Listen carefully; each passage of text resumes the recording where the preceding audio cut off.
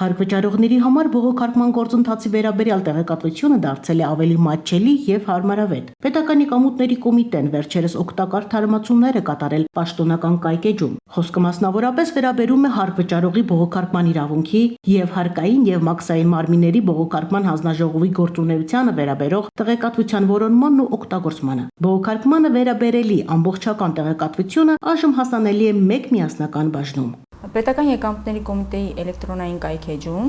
հարկ վճարողները կարող են ծանոթանալ բողոքարկման իրենց իրավունքին, դիմում բողոքի ներկայացման ժամկետներին, կարգին,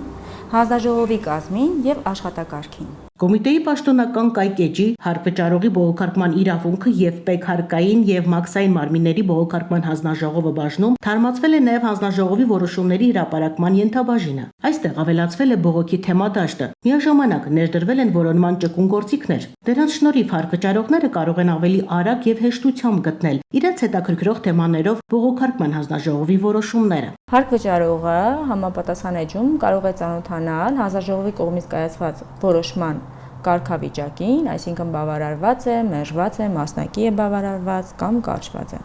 Այս մասով հնարավորություն է տալիս այս էջում արդեն ուսումնասիրել համապատասխան կազմված որոշումը։ Օրինակ, եթե ՀԴՄ կիրառման կանոնների վերաբերյալ հարկային մարմինը տնտեսվարողի մոտ արձանագրել է խախտում եւ նա ցանկանում է վիճարկել այն, ապա մինչ բողոքարկման հանձնաժողով դիմելը կարող են նախապես ծանոթանալ նմանատիպ դեպքերի վերաբերյալ կայացված որոշումներին։ Պետական եկամուտների կոմիտեն գնահատում է հարկ վճարողի ժամանակը